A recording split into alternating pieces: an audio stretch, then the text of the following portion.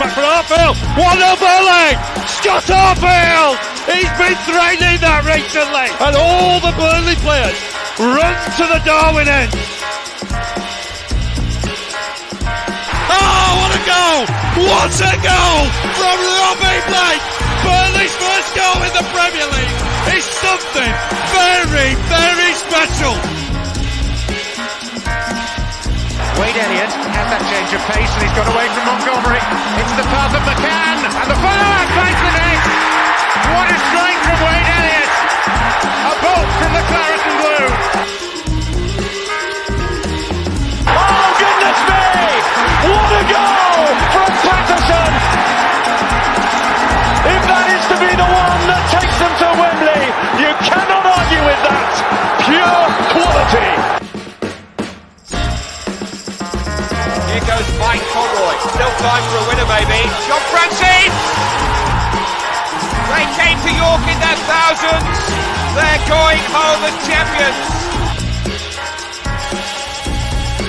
I mean, if there's any justice in the world, Burnley would surely score from this corner.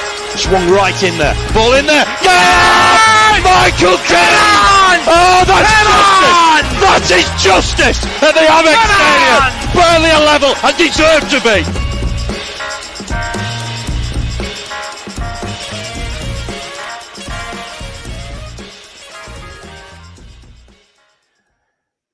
Hello everybody and welcome along to the latest episode of the Turfcast podcast pre-game show with me, Joe Redman, ahead of this weekend's massive clash against Sheffield United, which starts an even bigger week, an even bigger 8 days, because of course the game against them is on Sunday the following week, which is good because it's not like we don't have a game on Tuesday. I mean, I know we do, it's Crawley, but just stick the kids out, stick the under 8s, sorry. Big week, massive week. Honestly, I'm a bit anxious about that game, but we'll talk more about that game, obviously, in the next one. But this one is massive. Obviously, it's top of the league against third in the league. And third in the league really could do with winning it if they do want to catch top of the league, because, of course, when I'm referring to third in the league, I'm referring to Sheffield United. When I'm referring to top, I'm referring to Vincent Kompany's Clarets. But yes, big game. We are currently, I'll just quickly get the league table up, on 38 points, then come them in second, and of course Sheffield United in third, who are 6 points behind us. So even if they win, even if they beat us, which, is very plausible, they're a very good side, there will still be 3 points behind us. But we have got, our next 3 games are Sheffield United, them, and then after that, QPR, after the World Cup, of course. So the next 3 games are massive because they are currently in second, third, and fourth, respectively. So the next 3 games are absolutely huge, and we will have a far better picture on what our credentials are like after these 3 games. Do I think we'll lose all 3? No. Could we? Possibly.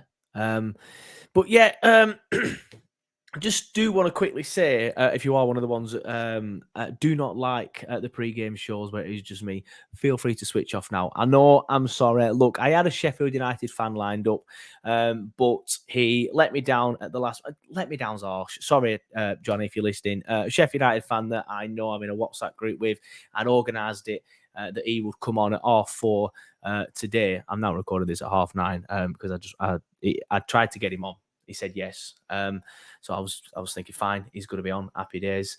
And then I was waiting in the broadcast room for him to come in. I was getting no answer. But it turns out he'd been in hospital. So let me down is very harsh. So apologies, Johnny. Fingers crossed. It's nothing too untoward, and you do get better soon.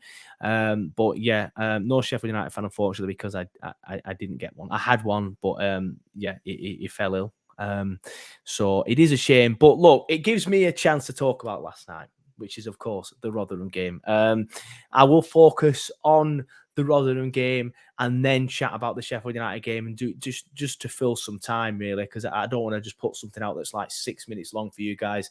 I want to put something out that you can actually digest and listen to, especially if you're going to Bramall Lane on Saturday. Like me, give me a shout if you see me. But yeah, let's look back at that Rotherham game then, because wow, what a game that was. I mean, I know I said it in my 60-second review, but Jesus Christ, we cannot keep doing this. Like, not for the fact of all of our hearts, we'll all have angina by the time March rolls around if they keep doing this, but it's just not sustainable, is it? Like, let's be honest, it's just not sustainable. You can't win the league or go up by scoring injury time winners every single week. Eventually, we'll come unstuck and we'll lose a game if we keep putting these performances in. Because if we look, let's be honest, I know it's all been fun and games and we've all been enjoying, like the Rotherham fans, having a bit of a meltdown on Twitter, but we were lucky. We were very, very lucky. That was definitely their throwing. I said that at the time. For those of you that don't know, in the build-up to our third 100th minute goal, third goal, which was in the 100th minute, apologies. It clearly came off our man. I think it was Brownhill. It clearly came off Josh Brownhill. I said at the time to my dad, I'm like, that were their throwing, that 100% it were their throwing. And then we went and scored. I'm like, they're going to be fuming. But I've seen some of the stuff on Twitter from the Rotherham fans complaining about those 2 yellow cards. Now, maybe it's because we've been in the Premier League for so long and you can't get away with certain things in the Premier League that you can in the Championship and League One, where Rotherham were last season. That's not a dig out. I was just thinking, I didn't mean to say it like that. I was just thinking, see if they were in League One last season, and they were. But you can't do them sort of challenges. I'm sorry, like they were both late. For me, I looked at both the challenges for the lad that got sent off, by the way. That's obviously what I'm referring to. And they were both quite obviously red cards. I don't see what their issue is, if I'm being honest with you, with the yellow cards. They were definitely 100% yellow cards. They can feel aggrieved about the throwing. 100% Rotherham fans, you can feel aggrieved about the throwing. It was definitely Rotherham throwing. But all this stuff that I've seen from him on Twitter, like clipping up all these yellow card incidents, clipping up a foul in the build-up to our equaliser, apparently, it just... I get that they're emotional. We would be very emotional if that happened to us in the same manner. But some of the stuff I've seen on social media has been an absolute... What? I was going to swear there, but I won't. But it's been shocking. It's been shocking. The throwing, definitely a Rotherham throwing. The lad getting sent off, the 2 yellow cards were all fine. This apparently company was whinging for the entire game. They showed a clip where Benson got brought down for the lad's first yellow who got sent off. And it's right in front of company. And company's like, hey, come on. Like, and of course he's going to do that. Benson's just been hacked down right in front of him. If he just stood there, his arms folded and didn't say anything, I'd be like, well, there's something wrong there. What's going on? Why is he not shouting and screaming? So... Vincent, I know you watch. You don't really. I made that bit up. But keep doing that because there's nothing wrong with it. Nothing wrong with the yellow cards. The foul in the build-up to the equaliser, I don't think I even watched that clip because I was fed up by that point, if I'm being honest with you, because he put that up later, the guy that I'm referring to on social media. But yeah, it's swings and roundabouts. It will even it out over the course of the season. We should have had a penalty at Rotherham. Not at Rotherham, sorry, at Huddersfield on the opening day. We didn't get it. But the Reading one as well, we were lucky there as well because they 100% should have had a penalty just before we scored. So we have been quite lucky. If the refs did their job correctly, although having said that, yeah, I do feel like we potentially should have had a penalty against Reading in the first half. It was nowhere near as blatant as their penalty. But we could potentially, in the Premier League, that would have been a penalty on Taylor Hayward-Bellis against Reading in the first half. So that would have evened itself out when they didn't get that penalty. But I was so shocked that when Martin did that the referee didn't give a penalty. So we have been lucky. So we can't keep doing this. Is basically my point. And if we go into these 2 games and put in the same performance against 3 games, against Sheffield United, against them, and against QPR, we will lose all 3. We've got 2 massive away games in the next 3 and an even bigger home game. So it's we need to get this out of our system right now. And hopefully these 2 games are getting it out of our system. But I don't know. I just think for me, I'm just thinking out loud here, but I just think they look a bit lethargic. They look a bit tired. I don't think we played well against Rotherham at all. I thought we were poor. I remember putting a tweet up at half time, like I always do. If you don't already follow us, it's at Turfcast Podcast on Twitter. But I remember putting a tweet up at half time saying a weird off from Burnley. I can't remember it exactly off the top of my head, but a weird off from Burnley. They've caused us a lot of problems, but I felt like it was us causing all our own problems by sloppy play or something like that. But we looked very good going forward. And I think we did. But in possession, we were dreadful. And it was the same against Reading. It's no coincidence that Cullen's been missing and that we've been very, very poor in possession. Cullen and Jack Court they complement each other perfectly. Cullen breaks a player down. Sorry, Corky breaks a player down, and Cullen's the one that sprays it about. They can both do the same job, but Corky's definitely better at breaking the player down, and Cullen's definitely better at his passing. So I do think we've missed Cullen's passing in the middle over the last few games. Company's press conference, as far as I'm aware, is at the time of recording this tomorrow on Friday. So we haven't had an update on Cullen just yet. I've just realised I've got my AirPods in. I'm not talking to anybody, so I don't even need these in. I'm not going to take them out. I don't even know what I meant. I just see myself on screen there and thought, why have you even got them in? But yeah, I digress. Just going back to what I was saying. Yeah, company's press conference, I believe, is on Friday. I've not seen anything on socials of it being today. I may have missed it. If I have, I apologise. So hopefully Cullen's back. Cullen and Cork, we need them to in that holding role, double pivot, whatever you want to call it, defensive midfield to us. Older chaps, older lads, because we're not old, but we're still lads, but we're older lads. Defensive midfield role. We need them to be back for that, I think. I think Sheffield United is going to be the toughest game of the three.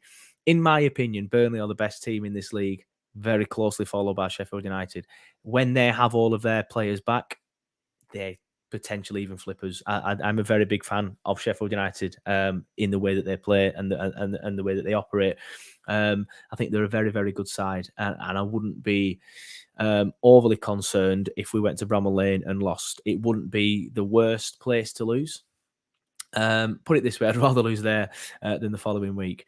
But it's one of them. They have had a lot of injuries of Sheffield United, and that is the reason why they have fallen off the boil so much, because they were doing very, very well at the start of the season, weren't they? They were top of the league for a bit. They were flying. They were battering teams. I haven't got their results up on screen, but I seem to remember them being like that. And then they had a lot of it. I think their injury list was like 12 first-team players. It was ridiculous. It's a shame that I can't pick the Sheffield United fans' brains about this, but I kind of feel like some of their injuries are coming back at the minute. I'm just looking up their injury list on transfermarket.co.uk, and according to this, there's only 2 players that are currently out injured. And one of them is Jack O'Connell, who's been out since 2020. He's missed 111 matches. That's insane.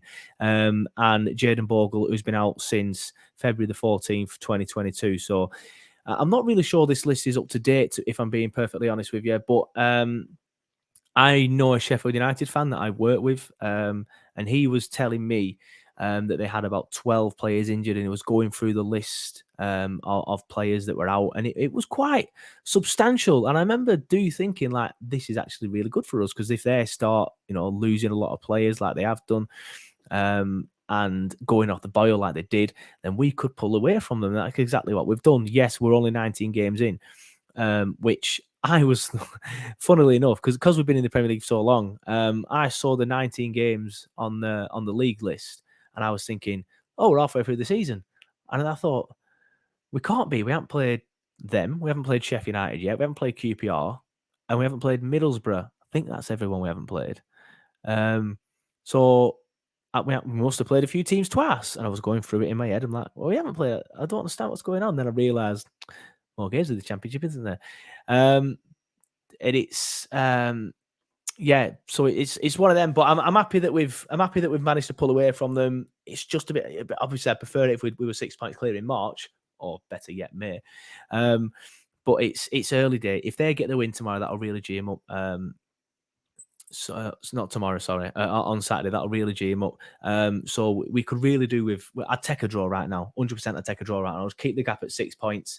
And then go into Sunday's game with still the unbeaten record. So it's one of them. I've just got an article up on my screen, though, from footballleagueworld.co.uk, not the most reliable source in the world, if I'm being honest with you, but they will have been listening to the Paul Heckingbottom press conference, and they say Sheffield United defender Chris Basham and midfielder Tommy Doyle could both be available for this weekend's Championship clash versus Burnley. Basham was a 78th minute substitute against Bristol City last night due to his hip flexor tightening up. Heckingbottom went on to reveal. So they could be missing. But just going back to their injury list, it's this game's, if we'd have played them 6 weeks ago when they had all these players out, I've been pretty confident of picking up a result here. But unfortunately, their injury list, according to the stuff that I've been looking at, does seem to be loosening the strings a little bit. That they seem to be getting quite a lot of players back, quite a lot of important players back. I know McBurney's missed a few games. He's back now and he's scoring as well. He's a weird sort of like anomaly. Excuse me, is McBurney. Like, I don't ever really rate him, but then I'll watch him. I'm like, oh, he's actually all right. But then I'll watch him again, and it'll be absolutely dreadful. Hopefully, he's dreadful against us this weekend, but we do need to play better. We definitely need to play better, because just going back to the Rotherham and Reading games, apologies, this podcast is all over the place, but it is just me, so bear with me. Just going back to the Rotherham and Reading games, if we play that against them too, especially at the back, because that's where we were pretty poor against Rotherham, was at the back. Just look at both of their goals. They shouldn't have scored. They shouldn't have scored, Rotherham, for me. A quick counter attack for the first, decent cross in, to be fair. But who's marking the lad at the back? There was no one within a 15-mile radius of him. He was on his own. He had all the time in the world to place his header. Decent enough header, gets it down, gets a bit of power on it. Norwich, not really much he could do, to be honest. And then they go 1-0 up. And obviously the second goal, it's a sloppy back pass from Vitinho, who I love, by the way, but I thought he was very, very poor against Rotherham. But I've seen a few people saying, "Oh, get Connor Roberts back in the team" and stuff like that. And I don't like that attitude, but I don't disagree with it. I think for this one, for Sheffield United, I think try and be a little bit more defensively minded, and maybe play somebody like Connor Roberts, who is a little bit more solid, but isn't as good going forward. Definitely nowhere near as good going forward as Vitinho. But I think that's what I do. I think I start Connor Roberts because Vitinho played so poorly against Reading. And Rotherham, sorry, not Reading and Rotherham. But when Connor Roberts came on, we actually looked better. And obviously, Connor Roberts was alert for the third goal and played a big part in it. So credit to Roberts for that, because he's got a lot of stick off the fan base over the last few months. A lot of people saying he doesn't want to be here. Don't necessarily disagree with those comments, if I'm being honest with you. If you just look at the way he plays and his attitude, sometimes I get the vibe that he doesn't want to be here. But last night against Rotherham, he did look like he wanted to be here. He looked like he wanted it. Maybe a time on the bench is what he needed. And watching somebody like Vitinho play very, very, very well in Connor Roberts' absence has made him think, shit, I need to kick myself up the arse here and start playing a bit better. So yeah, I probably would play Connor Roberts, but I'm not a big fan of people suddenly jumping on Vitinho. He's been class this season, and there have been games where he's definitely the better option than Connor Roberts. Last night, I totally understand why he picked Vitinho. I would have picked Vitinho in the same vein. Obviously, the main bit of news for the Sheffield United game, though, is on our side that Josh Brownhill will not be playing. Of course, he picked up his 5th suspension against Rotherham. For me, I said it on Twitter, got a few people saying that, just concentrate on the game in hand rather than concentrating on a game that isn't happening yet. But I wouldn't have played him, if I'm being brutally honest. I wouldn't have played him against Rotherham. I'm glad we did, because I don't think without that strong team, we come away with that win. But it was one yellow card away from a suspension during that game. Before that game. And then when I saw him on the team sheet, I thought maybe it would have been worth playing Bastian in that role. But he didn't. Fair play to, like I said on Twitter, he's got bigger balls than me as Vincent Kompany. So fair play to him for putting Brownhill in, but it has kind of backfired a little bit in the sense that he will be missing for this massive game. Thankfully, he will be back for the Blackburn game, and he will be well rested, of course, because he won't have played for about 12 games days at that point. So it's good news in that respect. And the other player that was one card away from suspension was Taylor Harewood-Bellis. Now, he didn't get booked, but the yellow cards have reset now. So not that they've reset and go back to 0, but the next suspension isn't unless you get to 10 yellow cards for the season. So if Taylor Harewood-Bellis gets booked against Sheffield United, he will not miss the Blackburn game. Obviously, if somebody gets sent off against Sheffield United, they'll miss a Blackburn game. So lads, don't be throwing in any silly challenges. But yeah, Josh Brownhill missing. So it's one of them. We're going to have to play probably Bastian in such a massive game. Now, I do like Bastian. I think he's okay, but it is not to the standard of Josh Brownhill at all. I think I think Samuel Bastian would have been perfect last night. I think he would have been good enough to help us over the line against Rotherham. Maybe not in the way that the game that panned out. But I would have played Bastian last night, if I'm being honest with you, against Rotherham. But it is what it is. So I think that's probably what's going to happen.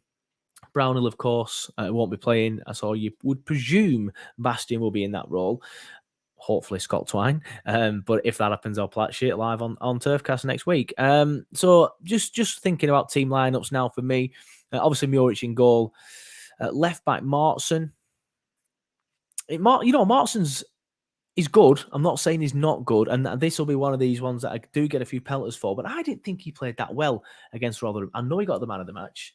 And there's before his Blackpool red card, he was my favourite of the new signings. Now I think he's probably one of my least favourite. It just seems a bit hot-headed. Like that bit when they were time wasting, it was still 2-1, I think, to them. It may have been 2-2, and they were time wasting in the corner. And what does he do? He just went steamrolling into him. Like, what are you doing? Like, he has these moments where he just doesn't think. And it proper winds me up. I don't know if anybody else saw it or whatever, but I at the time was saying to myself, like, why is he doing that? Like, what's he done that for in this scenario when we're going for it? That's exactly what they wanted. And they were decent from set pieces as well. Well, better than us. And they put a cross in. Thankfully, of course, it didn't score, and the rest is history. But he looked okay going forward yesterday. Defensively, he did look a little bit shaky. But again, maybe I'm being a little bit harsh. It might be worth letting him off the hook for the defensive performance yesterday, because quite a lot of the defense was poor yesterday. So I don't really want to single him out. But his passing, I felt like his passing was very sloppy.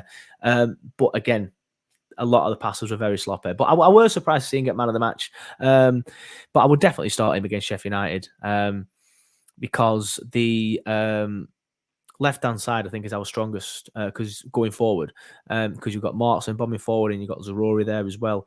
And then them two overlap really well. They link up really well. And then you'll have sort of like Martson going down the wings, Zarori cutting inside, them two doing triangles, bamboozling defences like they did against Norwich that time. Not so much last night. I felt that their number 10 handled Zarori quite well, if I'm being honest with you, and before he started throwing himself to the ground at every opportunity to waste time. But yeah, Martson on the left, and of course Taylor Harewood Bellis and Bayer in the middle. Connor Roberts, as I've already mentioned, on the right. I think Vitinho deserves a bit of a rest. I would play Vitinho against Blackburn, though, if I'm being honest with you. But I feel Sheffield United are better at going forward than Blackburn, especially when they have all of their players back, like they will do, or the majority of them. Just looking at the league table now, yeah, it confirms it. Sheffield United have played one game less than Blackburn, but scored, my maths is terrible, 6 more goals. Yeah, 6 more goals than them. So they're obviously far better than Blackburn at going forward. So just for that reason, I would have Connor Roberts in there to try and shore the defence up a little bit, if I'm being honest with you. Then in the double pivot, as people call it these days, fingers crossed Cullen is back. Because, yeah, as I said earlier, our distribution has been a lot worse without him. Cork and Cullen in that role. Excuse me. Actually, I'm just thinking about Jay Rodriguez as well. He went off injured, didn't he, against Sheffield United? Davis Oglu came on and obviously got the winner. But hopefully Jay is back for this big game. But yeah, and then so you've got obviously that they're all there. Then I'm thinking obviously on the left it's got to be Zarore. Then up top, hopefully Jay Rodriguez. In behind him, probably going to be Bastian. And then on the right, does Benson deserve a start? It's one of them with Benson, isn't it? Like, if it ain't broke, don't fix it. But then he's going to get frustrated. He is. If he keeps coming off the bench, well, maybe if he's coming off the bench and scoring goals like he did in the last 2 games, he's probably not going to get that frustrated. But he's going to want to start a game. No, I'll tell you what, I'd put Goodmanson on just because just to keep that right side quite similar. I said quite a defensive right side, if I'm being honest with you.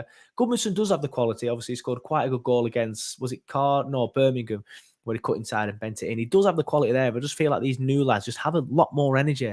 But yeah, I'd have Goodmanson there on the right-hand side and then bring Benson on the 60th minute, because that's what he keeps doing, doesn't he? He comes on the 60th minute, and then we go and win the game. So yeah, that's what I'd do if I'm being honest with you. But get your team selections in the comments below. Of course, normally I'd have a Sheffield United fan here, and I'd ask him their style of play, all that sort of thing, and how they expect the game to go, and their predictions as well. But unfortunately, as I've already mentioned, there's no Sheffield United fan here today. So what I will do, I will start wrapping up, if I'm being honest with you, but not before we've looked at the league table and just how big these next few games are. Of course, as I've already mentioned, we are top of the league. Get in there.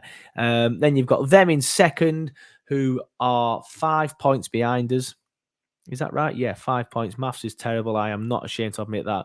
How I got to set one for maths at Gawthorpe, I do not know. And I got a C in the end as well. I know it's not great, but still, I did not expect to get that. Having said that, it's still my worst grade, I think, at GCSE level. Anyway, I digress. And then Sheffield United, we're 6 points ahead of them. They do have a game in hand on us, though. But we're 6 points ahead of them because they're on 32 points. Then come QPR on 31 points. Norwich, they've crept up a little bit since I last checked where they were. Although I'm not sure how, because that was the game there. Obviously, of course, they've got to win there, and then they drew. That's not a bad draw, that, to be fair, against QPR. Although apparently, now I mention it, I've heard that their fans were booing them off the pitch after last night's draw. I think it was last night, weren't it? Yeah, it were. And then Watford, they're coming back a little bit slightly. Won their last 3 games, including away at Cardiff and away at Watford, and the battered Luton, didn't they? That's exactly what I remember. I remember the Millwall game, because obviously that's not long after the new manager had come in. I remember thinking maybe the new manager's not all up to scratch. And then obviously they battered Luton, which is their main rivals. And that's obviously given them the confidence to kick on as it slightly. Then you've got Swansea in 7th, Preston in 8th. I'm very surprised to see them that high. After all, 14 goals. They scored 14 goals. Did they win 1-0? Of course they won 1-0. What was the score here? Oh, bloody hell, they scored twice. Oh, yeah, they lost against Blackpool, didn't they? So, yeah, surprised to see Preston that high up. But anyway, just focusing on the top 4, of course. We are top, then Blackburn, then Sheffield United, then QPR. Next, we play Sheffield United. Then after that, we play Blackburn. Then after that, after the World Cup, we play QPR. So a massive few weeks ahead for Burnley. I say a few weeks, massive few games, a massive week coming up, then a big break until the World Cup. So yeah, it's going to be interesting. It's such, like I said earlier, it's a massive test of our credentials. Are we title topping? Are we a title-winning team, a league-topping team, or are we a battling for promotion team? That's what I think these next 3 games will decide. If we blow all these teams away and win all 3 of them comfortably, we're definitely going to win the league. You can book time off work now for the open top bus parade and all that sort of stuff. But if we lose 2, draw 1, draw all 3 would actually be better, obviously. But I'm just thinking out loud. But if we lose 2 and draw 1, draw 2, win 1, lose 2, then the pack behind us will catch up to us a little bit. And then we may even hit a rough patch. Because I am worried about this World Cup break, because it's taken us a while, or it took us a while to get into our stride, didn't it? But now we are in our stride, playing some very, very good stuff. And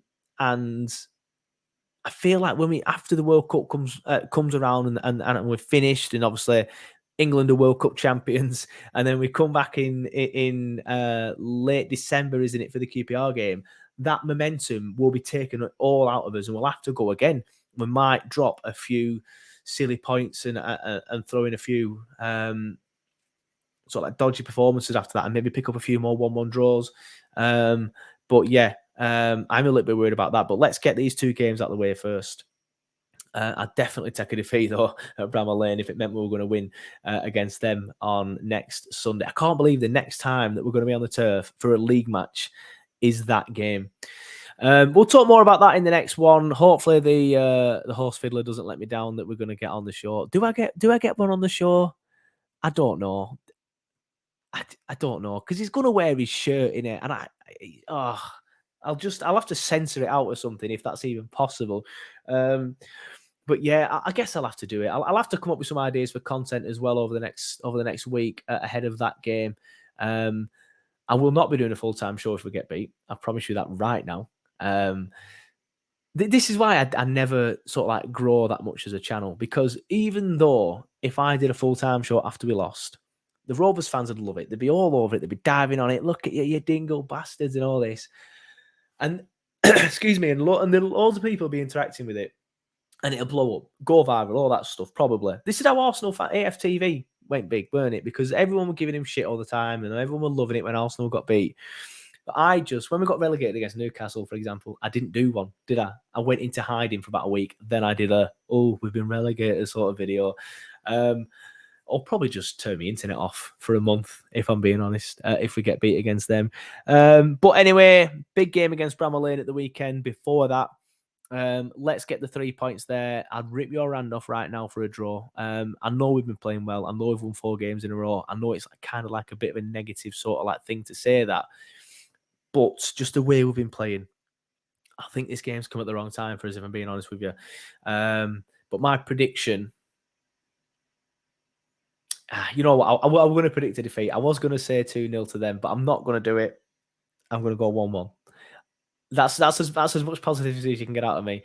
Ahead, I know it seems daft saying that because we're doing so well, but it's just life as a football fan, isn't it? You're just destined to be negative. But I'd take 1-1 right now. They're a good side. We are the best 2 teams in the league, in my opinion, and I think most people would agree with that. I just feel like the game, they're starting to hit form again. They've got some of the players back. I know we've won 4 games, so to them it looks like we are in great form. But we've just not been playing that well, and we have had the rub of the green against Reading. And Rotherham, if we played against Sheffield United in any of them 2 games, we would have lost. They would have put us to bed. Remember, Rotherham had a chance to make it 2-0. Decent save from Juric, to be fair.